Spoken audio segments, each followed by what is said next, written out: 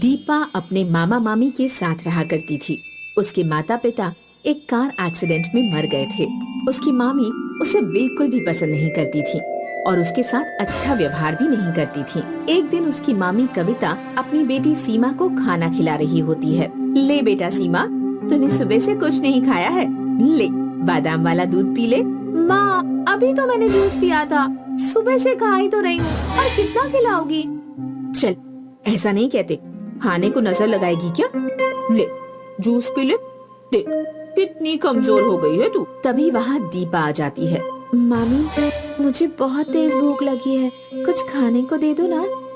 अभी तो तूने खाया था, पूरा दिन खाती ही रहती है, कुछ काम भी कर लिया कर। घर का काम कौन करेगा? जितना खाती है उतना काम करे तो मेरी कितनी मदद हो जाए। मैं पूरे दिन काम में लगी रहती हूँ। मामी, मैंने वो सुबह तो एक ही रोटी खाई थी, अब तो शाम हो गई है, अब तो कुछ खाने को दे दो। सीमा जो जूस नहीं पी रही है वो मुझे दे दो। हाँ तो सुबह खाया था ना, जा रात की 2 रोटी रखी होगी उसे खा ले। और रही जूस की बात, शक्ल देखी है अपनी, जूस पीने के लायक नहीं है तू।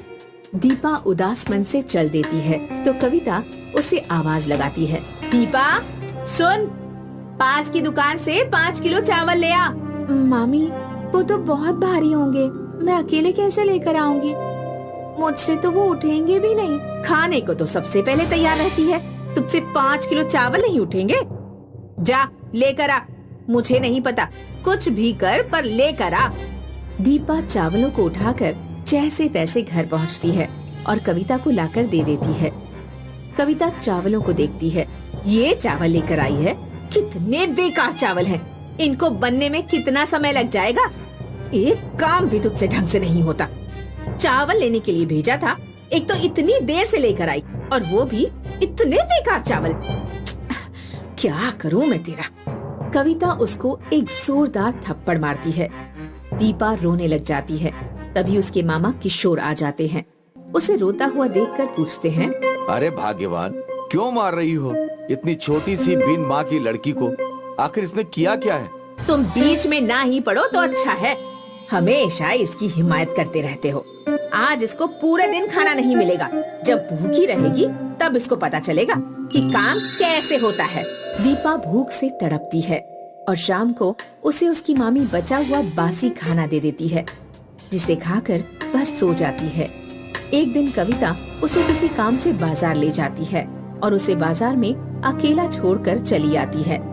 दीपा को घर का रास्ता पता नहीं होता तो वह उस बाजार में भटक जाती है।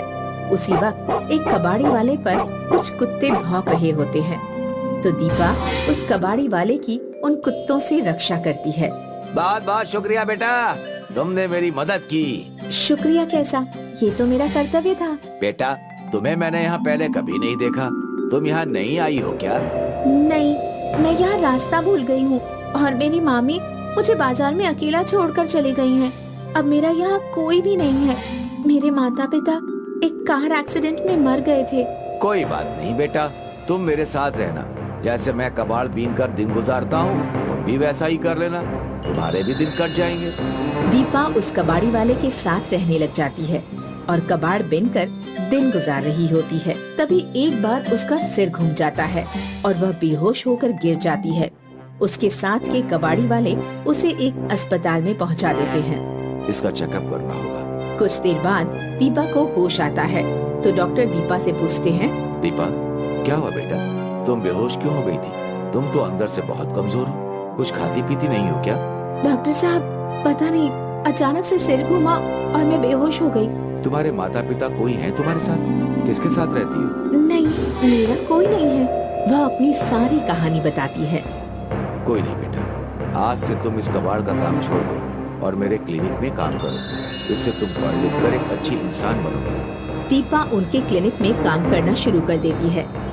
वहीं दूसरी ओर जब उसके मामा को कविता के बारे में पता चलता है तो कविता, दीपा कहाँ है? मुझे क्या पता, होगी यहीं कहीं, मुझे क्या हर बात बता कर जाती है?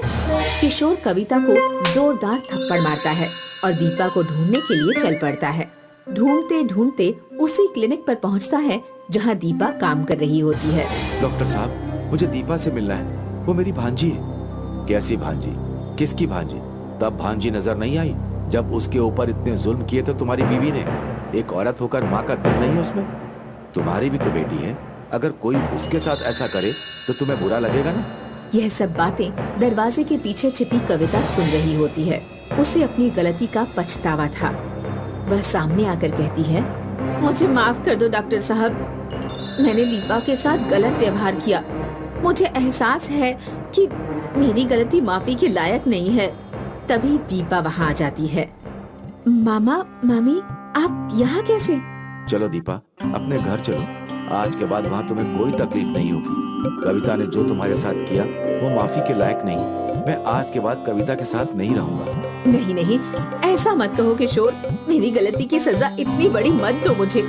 मुझे अपनी गलती का एहसास है। आज के बाद मैं तुम्हें कोई शिकायत का मौका नहीं दूंगी और दीपा को मैं अपनी बच्ची से भी ज्यादा प्यार दूंगी। दीपा, जाओ, अपने मामा मामी के साथ जाओ, वही तुम्हारा घर है। पर किशोर, तुम्हें दीपा का बहुत ध्यान रखना होगा, उसे पढ़ाना लिखाना और एक अच्छा इंसान बनाना। हाँ डॉक्टर साहब, मैं दीपा का बहुत ध्यान रखूंगा। एक यही तो मेरे दीदी की आखिरी निशानी है, इसको मैं बहुत संभाल कर रखूंगा। अब दीपा मामा मामी के साथ घर आ जाती है और उनके साथ हंसी खुशी रहना शुरू कर देती है।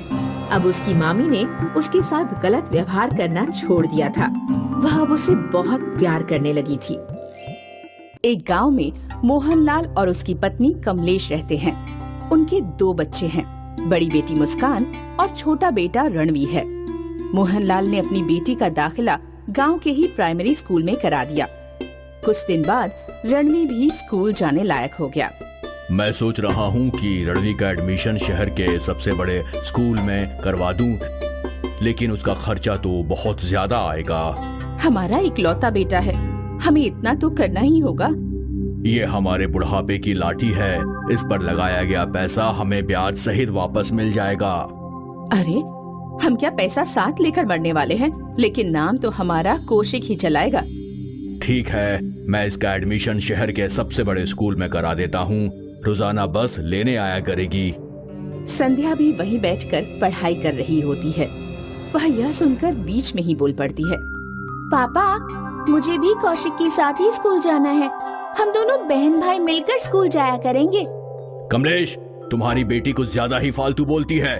हाँ हाँ, मेरी बेटी ही तो है, आपकी नहीं है। पापा, मम्मी, आप दोनों मेरे लिए क्यों झगड़ रहे हो?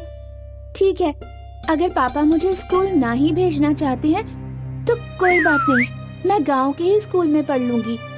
हाँ, और आगे से ध्यान रखना कि कभी भी मेरे लाडले बेटे की बराबरी करने की कोशिश भी मत करना, क्योंकि तुम उसके बराबर कभी नहीं आ सकती हो। संध्या चुपचाप अंदर चली जाती है। कौशिक भी रोजाना स्कूल जाने लगता है और संध्या भी स्कूल जाने लगती है। फिर एक दिन सुबह संध्या समय से पहले स्कूल जाने के लिए तैयार हो जाती है और कौशिक अभी तैयार हो नहीं पाता है। संध्या, सुबह सुबह तुझे कुछ काम नहीं है क्या? सिर्फ तैयार होकर बैठ जाती है। इन्हें क्या काम है? इनका तो सहारा भी नहीं है कि बाबू को तैयार तो कर दो। रसोई में भी मेरा हाथ नहीं बटा सकती है। संध्या रसोई में जाकर माँ की मदद करने लगती है। कौशिक बाहर अपने नाश्ते और लंच बॉक्स का इंतजार कर रहा है, इसलिए वह उछल कूद रहा है। तभी वह गिर जाता है। क्या हुआ मेरे बच्चे को? मेरा लाल नीचे गिर गया। ये संध्या तो इस घर में ही फालतू है, इतना भी नहीं कि भाई का ध्यान रख सके। अरे तुम पैदा ही क्यों होती हो? सिर्फ बाप, भाई और बेटी का ध्यान रखना होता है। मेरी तो मत ही मारी गई थी जो तुम्हें स्कूल भेजा। अब तुझे स्कूल जाने की कोई जरूरत नहीं है। तुझे जब देखो स्कूल जाने की लगी रहती है और घर का किसी भी काम में तेरा बिल्कुल मन नहीं लगता है। आज से तेरा स्कूल जाना बंद। सॉरी पापा, मैं आगे से भाई का पूरा ध्यान रखूंगी। मुझे स्कूल जाने से मत रोको। जो एक बार कह दिया तो कह दिया, मैं अपना फैसला नहीं बदलता हूँ। संध्या का स्कूल जाना बंद हो जाता है और कौशिक की पढ़ाई शहर के बड़े स्कूल में चलती रहती है। कुछ साल बाद संध्या की शादी हो जाती है और कौशिक भी 12th पास कर लेता है। मोहनलाल बैठकर चाय पी रहा है, तभी वहाँ कौशिक आ जाता है। पापा, मुझे विदेश जाना है। अब मैं आगे की पढ़ाई अमेरिका से ही करूंगा। बेटा तू हमें छोड़कर कहाँ जाने की सोच रहा है? ओहो पापा, अब ये इमोशनल ड्रामा मत शुरू करो। मुझे विदेश जाना है और अपना भविष्य बनाना है। बेटा मैंने अपना पूरा जीवन तेरे भविष्य बनाने में ही लगा दिया। मैं तेरा बुरा कभी नहीं चाहूंगा, लेकिन तुझे वहां भेजने के पैसे मेरे पास कहां से आएंगे? क्योंकि जितना भी पैसा मैंने कमाया था वो सब तुझे अच्छे स्कूल में पढ़ाने में खर्च कर दिया। अब अमेरिका का खर्चा मैं कैसे उठा पाऊंगा? मुझे कुछ नहीं पता। आपको पहले से ही अपने खुद के खर्चे कम करके मेरे लिए सेविंग करनी चाहिए थी। अब ये आपकी गलती है, मेरी नहीं। अब चाहे ये घर बेच दो, लेकिन मुझे अमेरिका जाना है। मोहनलाल बेटे के प्यार के आगे हार जाता है और घर बेचकर सारे पैसे कौशिक को दे देता है। मोहनलाल ने कुछ साल किराए के मकान में बिताए और बेटे के लौट आने का इंतजार किया, लेकिन कौशिक लौट कर नहीं आया। तब बहुत मुश्किल से मोहनलाल ने बेटे का नंबर पाकर उसे कॉल किया।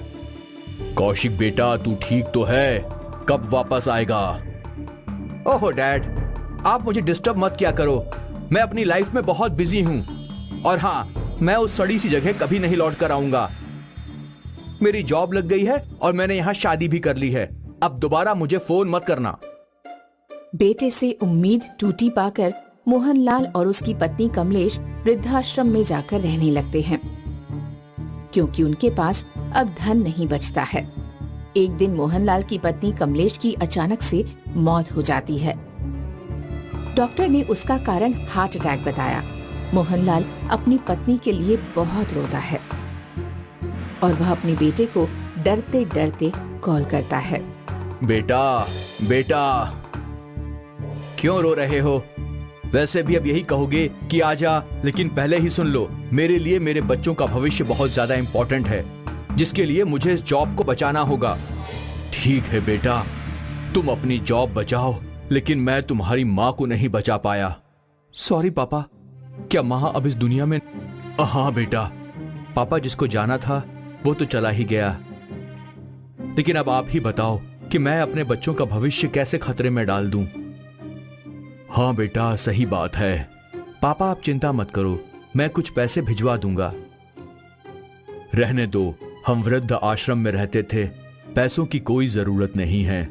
फोन कट जाता है और मोहनलाल अपनी पत्नी का अंतिम संस्कार कर देता है।